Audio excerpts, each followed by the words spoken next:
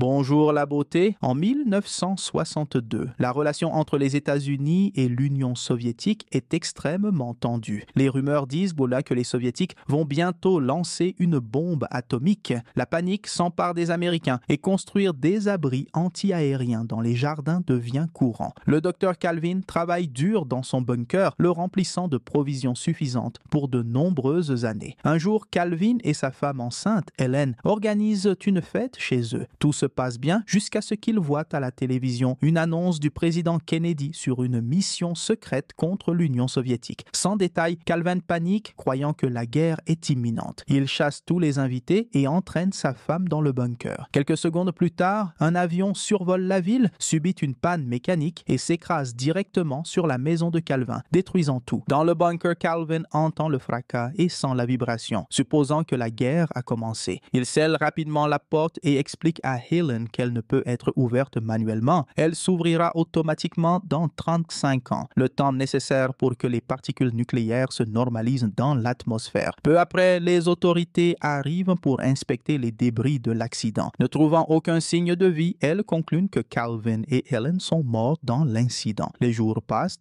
et Calvin se sent à l'aise dans le bunker, mais Helen déteste y être. Un jour, Helen entre en travail et avec l'aide de son mari donne naissance à un beau garçon. Les jours deviennent des années et leur fils Adam grandit en devenant un enfant brillant. Calvin lui enseigne tout ce qu'il sait et espère qu'un jour Adam reconstruira le pays pour lui redonner sa gloire d'antan. En plus des matières scolaires de base, Calvin apprend à Adam la boxe, le français, le latin et la gestion du marché boursier. Helen de son côté lui enseigne les tâches ménagères et même à danser. Calvin offre aussi à Adam sa collection de cartes de baseball et tente de lui expliquer les sports, bien qu'Adam ait du mal à imaginer autant de gens réunis. Les deux parents inculquent de bonnes manières à Adam et ne jurent jamais devant lui. Adam grandit naïf et protégé. La famille trouve rapidement une routine quotidienne qui inclut des courses simulées dans un mini-marché, la pêche dans un bassin factice, le soin des plantes et la construction d'une chambre supplémentaire pour Adam. Ils ont également une aire de loisirs pour lire, jouer et simplement se détendre ensemble. Pendant ce temps, au-dessus d'eux, le terrain qui était autrefois leur maison est vendu et, avec le temps, devient plusieurs commerces.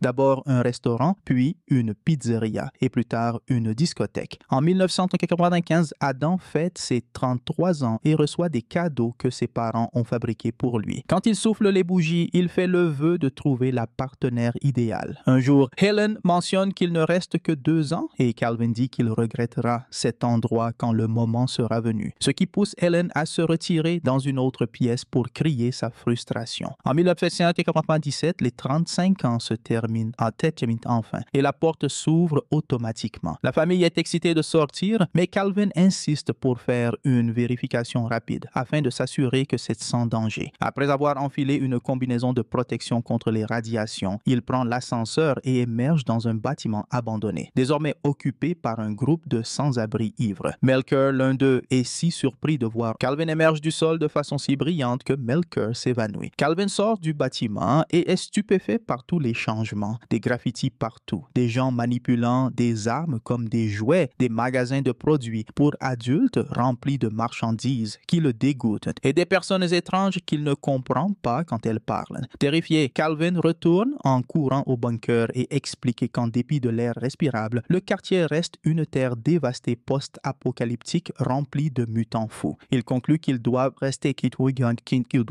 dans le bunker, ce qui finit par provoquer une crise de nerfs chez Helen. Elle hurle à Calvin qu'elle en a assez d'être enfermée et qu'il est important pour Adam d'avoir un contact avec la nature. Calvin refuse de changer d'avis et la dispute le conduit à avoir une crise cardiaque. Avec Calvin malade et les provisions presque épuisées, Helen décide d'envoyer Adam à l'extérieur pour chercher de la nourriture pour quelques années supplémentaires. Elle lui donne un peu d'argent et une liste de courses en lui disant de rester au Holiday Inn et de chercher une fille qui ne soit pas une mutante. Avant qu'Adam ne parte, Calvin l'avertit de ne pas entrer dans le magasin de vidéos pour adultes, car il contient des niveaux dangereux de radiation. Après avoir tout organisé, Adam sort finalement et découvre que Melker a commencé un petit temple autour de l'ascenseur pour vénérer la famille de Calvin. Adam sort et est incroyablement heureux de voir tant de choses pour la première fois. Le ciel incroyable incroyables, des bâtiments, des arbres et même d'autres personnes qui le trouvent bizarre. Il s'extasie sur chaque détail et salue tout le monde. Par accident, il utilise un terme offensant en saluant une femme noire, tellement il est excité de voir une autre couleur de peau. En passant devant un magasin de vidéos pour adultes, il se bouche le nez et avertit les autres de faire de même. Ensuite, Adam prend un bus et est très effrayé par le mouvement de la machine. Il essaye de parler aux autres passagers avec des mots anciens, mais personne ne le comprend, ce qui fait qu'il le trouve également étrange. Finalement, Adam arrive au supermarché et commence à rassembler tous les articles de la liste. Le boucher lui suggère que s'il fait une grosse commande, ils peuvent la livrer chez lui, ce qui fait réaliser à Adam qu'il ne sait pas comment retourner au bunker. Paniqué, il sort en courant du supermarché et passe la journée à prendre différents bus sans succès. À court d'argent, Adam entre dans un magasin de loisirs pour vendre les cartes de baseball de son père. Le propriétaire du magasin réalise que ce sont des cartes anciennes et précieuses, mais au lieu de le dire à Adam, il lui propose d'acheter tout le lot pour seulement $100. Avant qu'Adam n'accepte, l'assistante du magasin les interrompt et dit à Adam qu'il est en train de se faire arnaquer, car chaque carte vaut entre $4,000 et $6,000. Yves insulte son patron et démissionne sur le champ, ce qui impressionne beaucoup Adam, qui commence à tomber amoureux d'elle. En sortant du magasin, Adam demande à Yves de le conduire au Holiday Inn. Au début, Yves refuse et essaye de s'éloigner de lui, mais elle change rapidement d'avis quand Adam promet de la payer avec 2 cartes de baseball. Pendant le trajet, Adam choisit toutes les chansons anciennes à la radio, ce que Yves trouve très étrange. Quand Yves dépose Adam à l'hôtel, elle s'en va sans dire un mot. Adam monte dans sa chambre et en regardant par la fenêtre, il est stupéfait par la vue depuis le 18e étage. Puis, il s'amuse. Regardant la télévision en couleur, Adam s'assure aussi de se réveiller tôt pour voir le lever du soleil le lendemain matin. Ève rend visite à Adam à l'hôtel pour lui rendre les cartes, car elle se sent coupable d'avoir reçu autant pour une tâche si simple. Elle essaye de partir, mais Adam l'arrête avec une proposition. Il la paiera pour qu'elle devienne son assistante et l'aide à rassembler tout ce dont il a besoin pour le bunker. Ève accepte et ensemble, ils font les courses pour obtenir suffisamment de provisions pour 2 ans, engageant plusieurs camions dans le processus. Adam la surprend également en lui révélant qu'il veut trouver une épouse. Après avoir terminé les courses, Yves emmène Adam chez elle, où il rencontre son colocataire, Troy, qui commence à poser beaucoup de questions. En réalisant à quel point Adam est impressionné par toute la technologie, Adam ment en disant qu'il vient d'Alaska et qu'il est en ville pour affaires. Pendant ce temps, Helen, très curieuse, décide d'utiliser l'ascenseur, mais en sortant, elle voit Melker et ses amis se comportant de manière effrayante, ce qui la pousse à retourner immédiatement au bunker. Le lendemain, Troy décide qu'Adam a besoin d'un relooking et lui donne une nouvelle garde-robe, le rendant encore plus séduisant. Au cours des jours suivants, Yves et Troy font vivre à Adam de nombreuses nouvelles expériences, comme danser sur de la musique moderne, faire du skateboard et voir l'océan. Adam est tellement excité qu'il saute dans l'eau sans réfléchir. Il assiste également à un match de baseball et comprend enfin pourquoi son père aimait tant ce sport. Un après-midi, il commence à pleuvoir et Adam reste debout sous la pluie, émerveillé. Ève s'approche pour voir comment il va et Adam la serre dans ses bras pour partager sa joie, lui disant que son père appellerait cela un miracle. Ce soir-là, Yves et Troy emmènent Adam dans un club de swing vintage pour qu'il trouve une épouse, en lui conseillant d'être simplement lui-même. Les femmes du club sont immédiatement attirées par sa douce personnalité, ses bonnes manières et son allure charmante. La rivale d'Yves capte rapidement l'attention d'Adam et ils commencent